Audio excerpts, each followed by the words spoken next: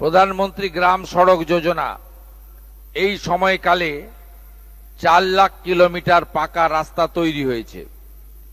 অন্নদাতা কৃষকরা তাদের জন্য পিএম কিষাণ সম্মান নিধি শুধু নয়, একাধিক কর্মসূচি এই সময়ে দেখা গেছে।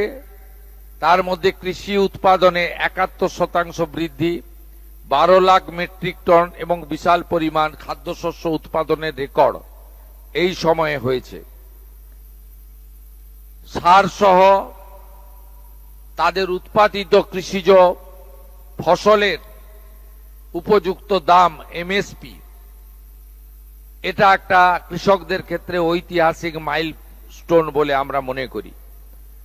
দুগ্ধ উৎপাদনকারী সবচেয়ে বৃহৎ দেশ হিসেবে ভারতবর্ষকে তিনি সামনে এনেছেন।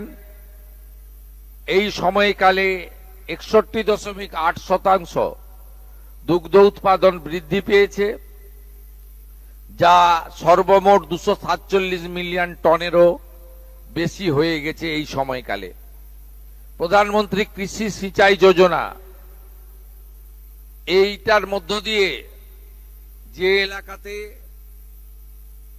সেচের ব্যবস্থা নেই, যে এলাকায় কৃষকরা কেবলমাত্র বর্ষার জলের উপরে নির্ভর করে, আজকে সেখানেও ওই উল্লেখযোগ্য সাফল্য আমরা পেয়েছি।